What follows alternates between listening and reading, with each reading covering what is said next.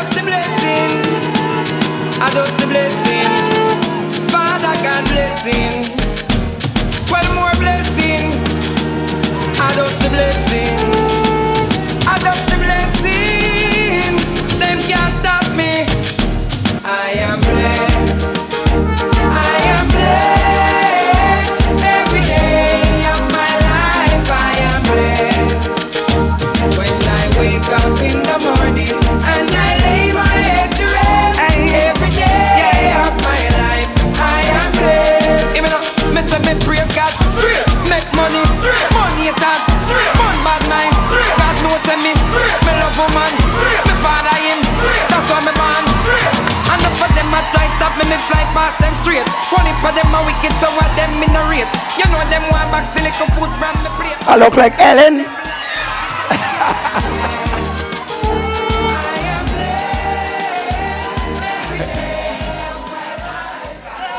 Healai! Healai! Healai! Love I! Love I! Love I! Love you too! All of you! And believe that I love you and I love my country. That is why I am here. For no other reason. Nobody could pay me to be here. I am here because I love my people, I love my country. I am who I am and what I am because my country made me who I am and what I am. I am proud of who I am and what I am, and I have to give back something in return. I want to give back something to my country. I want every boy and girl to be able to fulfill their potential. Like I had that opportunity. I want to thank God and thank all of you for your support and your prayers. That is what this is about. That is why I am here. This country is being governed by a desperate man who is taking us down a dangerous road. Democracy is under threat, and we have to stop it. I tell you, there's nothing, no more important challenge to this country now than ending this rule of terror that is in this country at this time. I tell you that seriously.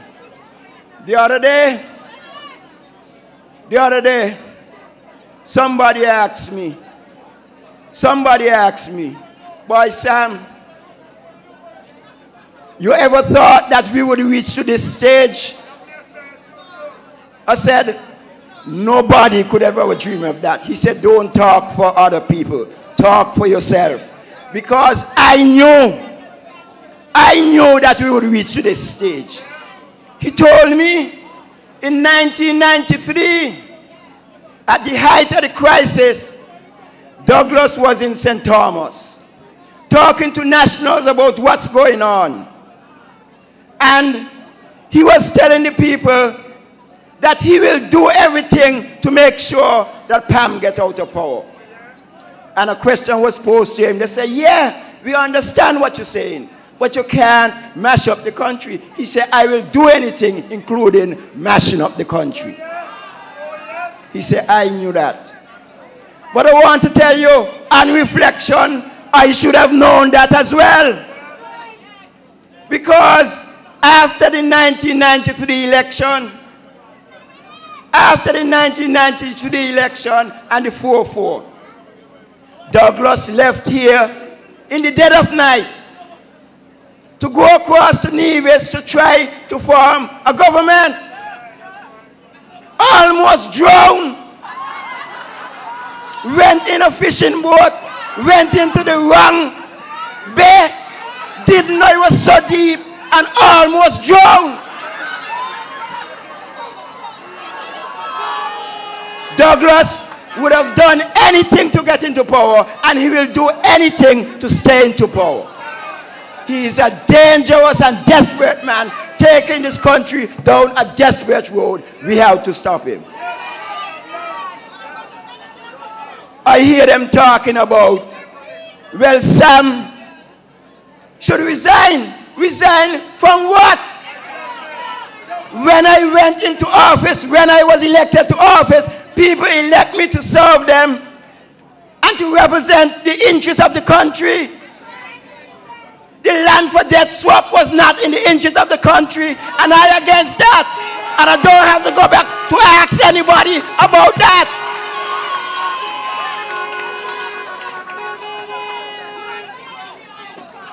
The increase in Senator's bill is against the democratic principles that Bradshaw and Moore and Labour stood for, and I against that, and I don't have to go back to ask anybody anything about that. When people voted for me, that is what they voted for me for. To represent the interests of the country. And what Douglas doing is not in the interest of the country. Why you got to ask anybody about what? I know why people vote for me. People vote for me because they think I can represent the interests. People vote for me because they believe I'm good. People vote for me because they believe I'm the best. And I'm going to do the right thing. Me ain't got to ask nobody nothing. Why you got to ask them? But he's saying I should resign. But hear how this thing go. Give me some water there. Hear how this thing go. He think I should resign because I against the land for debt swap and I against the Senator's bill. But here what Douglas was prepared to do. But nobody should take Douglas seriously, you know. The only man who take Douglas seriously is Congress, but he ain't no better. Poor fellow. Poor fellow. Douglas was prepared. After the 1993 election, Parry was in the PAM NRP government for 13 years, from 1980 to 1993. Parry contested the election, the 1980 elections, in 1993 on a PAM NRP ticket. And immediately after the election, Douglas gone over Nevis, nearly drowned, trying to get Parry to form a government with him. Trying to get Parry to form a government with him. How you square that with the thing that I supposed to resign? How you square those things? But Douglas is not about logic and rationality or anything like that. You know. Douglas is about expediency and doing anything to hold on to power. But let me tell you all something. This whole situation, 93 and 2003, they're miles apart. It's like black and white. It's like the East from the West. There's nothing similar about them. In 1993, PAM won 4 seats. Labour won 4 seats. CCM won 2 seats. NRP won 1 seat. Douglas went over to Nevis to get Parry to join with him. Don't forget he nearly drowned because that is important. Parry told him, I can't join with you. How could I join with you? I just don't contest. I was in a government for 13 years, just contest the election. How I could join with you? But go by Amory. I'm going to call Amory for you, and I'm going to see if Amory will join with you. And Parry called Amory. Amory, see if you could join with Douglas for me. Because you're talking about people power hungry. The man nearly drowned trying to form a government. But he sent Douglas go talk to Amory. Amory said, boy, I in neutral. We don't have a mandate to go to any St. Kitts party. We keeping out your all thing. We neutral. So Parry said, boy, PAM is my natural thing. I'm going back with PAM. So they have 5 seats. We had 6 people sitting on the opposition benches. I was there. I know what happened. At no time, Amory them refused to support the government program. They said it at the beginning. that they are prepared to sit on the government bench, on the opposition benches, but they will support the government. They told us that in plain English. In plain English, they told us that. So there was no way that the situation is the same. They had a minority government, but it was legal and legitimate. Two different things. What's happening now is totally wrong. Totally wrong. And we have a motion of no confidence before the Parliament for 10 months. Today mark the 10th anniversary, well, not the 10th anniversary, the 10th month. That is wrong. That has never happened anywhere. But that is in keeping with Douglas' lawlessness and recklessness. You know something else that has really pained me over these years, over the last 3 years? That we have not been able to appoint a deputy speaker. That is a requirement of the Constitution. The Constitution says, Gene, which part? The Constitution says, that's the constitutional export there, you know, Gene. The Constitution says, after you elect the Speaker of the House, the next thing you do is to elect the Deputy Speaker. That's what the Constitution said. The second thing you must do once you form the government is to elect a Speaker and then an executive. We have 3 years. 3 years. That is so wrong, it ain't funny. And Douglas going on business as usual like if nothing happened. That is wrong. It is unconstitutional. It is illegal. It is wrong. And Douglas doing that for 3 years and getting away with it. Those are the things we have to deal with. Douglas does not respect the rule of law. He does not respect the democratic principles. And that is bad for our country. That is why we are here. That is why we are here. And we have to bring an end to that. I am here for no other reason but that I love my country and I love my people, and we must do what is right. And I want to say that the baton that I'm carrying, because they don't know. They don't know I'm carrying the baton still because they're blind. They're blinded by corruption. They're blinded by dishonesty. They're blinded by nepotism, so they don't. I have my battle. This baton that I'm carrying is a baton of democracy, of justice, of fairness, of honesty for the people of this country. So I got my baton, the baton that was passed to me by Comrade France. I have my baton still. And that is why I tell them. That is why I tell them. The whole idea that they drop my baton because, and they can't cheat me. They can't beat me, they can't cheat me, they can't do anything. They bring a youngster who really does not understand what's going on. I mean, his response to serious issues, as I've told you before, has been the most infantile and childish that I've ever heard. He's not ready for this. Not ready for this. But you know why he is here? You got it right. And he ain't fooling nobody. He ain't fooling nobody. He's here to perpetuate the status quo. Because in his launch, and I know Condor is a smart fellow, in his launch, Condor is talking about ancient history. What about the contemporary history?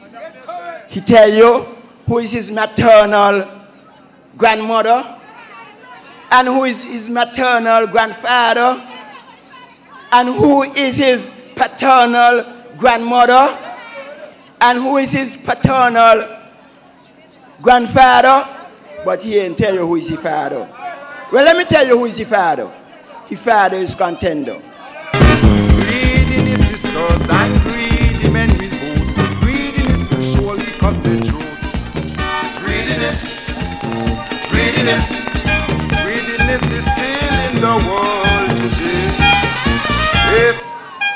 Greediness is his father. That is Contender's second name. Greediness. You hear Patches talking about what Ed Meaders get? Well, let me tell you something. For the last 18 years, Contender has been chairman of at least 2 boards every time. And when we calculate his pay, he getting almost $1 million. $4,000 a month for the last 18 years. That is quite what Contender get. And so that is what Congress come to protect and perpetuate. We must stop that. But I want to tell you something else further about this Contender, because that's the only reason why Congress is here. For no other reason. We have a commercial area down in Limekeel. It was government policy that when you apply for land, you could only get 1 piece, 1 lot. When you apply, you must submit your proposal, your business plan in order to get piece of land. They must approve your business plan. Cedric Liebert, and go ask Cedric if you think of a lie. Cedric never tell a lie yet. How you know? Cedric was the Minister of Lands when that happened. Contender applied for 2 pieces and no business plan, no proposal. Cedric rejected. I think that's the only thing Cedric ever do right. Cedric rejected. Calvin Esdell was the Director of Lands. And Calvin Esdell knew about the policy and he supported Cedric on that decision. The Prime Minister called Cedric to tell him Contender want land. He said, but Prime Minister, you know the policy is you make it. The cabinet made that policy. So why you want me to break it? He said, well, Contender want land. He said, well, let he go ask the Director of Lands. The Prime Minister called Calvin Esdell to tell him Contender want land. Where you be? What Contender? Calvin said, I am in your office. Anybody want me could find me here. And I don't give out land, but who want to find me will find me. The Prime Minister made the decision to give Contender 2 pieces of land. Nearly over 1 acre land down there. Down there in Limekeel in the business area where people looking land to do business. Contender got 2 pieces of land, 2 lots of land, nearly 1 acre, waiting to do what I don't know. That is what he comes to defend. Greediness. And I could go on all night talking about what he comes to defend, but I want to make this a short presentation. And so I want you all to know that these are critical times. Critical times, serious times. And the unity team came out of the call, the Macedonian call of our people for help. And that is why we're here together. That is why the CCM could put aside their differences. In 1993, CCM, Vance Armory told us they will not get involved in NEVIT. They don't have a mandate to do it. They are here now, hand in hand, linking arms in arms, because they see that this is in the interest of the country.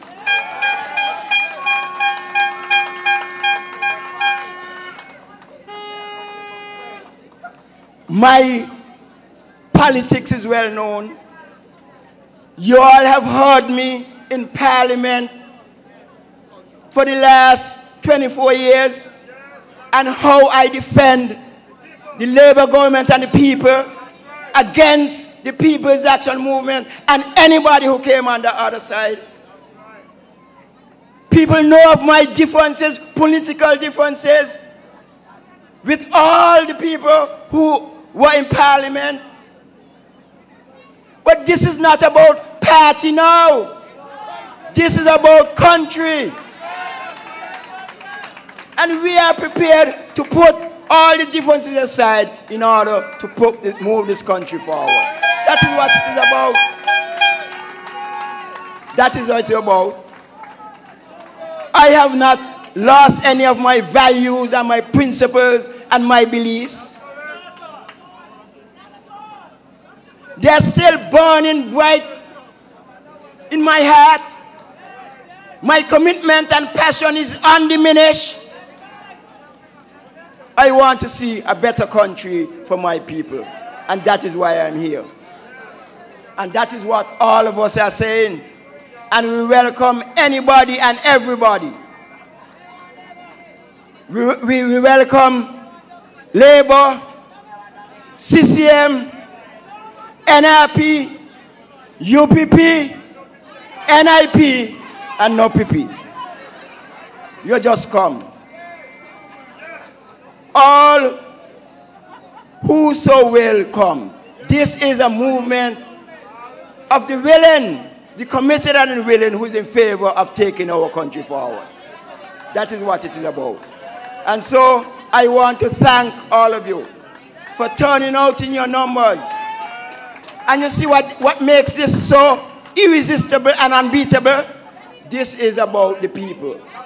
The unity is about the people. This didn't start up here, you know. This didn't start with us.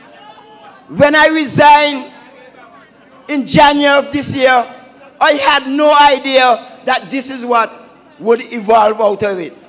I had no idea. This is unbelievable. This is historic. This is a defining moment in the history of this country.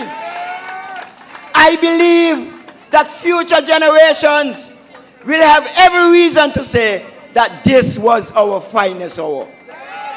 They will be proud of what we have done for our country. And I wouldn't be in it if I didn't believe that this is the right thing to do. I am true to my country and my God. So I want you all to understand that it is your unity. And you know, unity begins with and you, and you, and you, and you, and you, and you. And so we are one people under one God, saluting the same flag, embracing one coat of arms, and singing one song.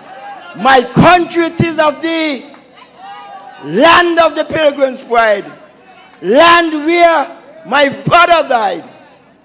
From every mountainside, let freedom ring. I love you all. One love.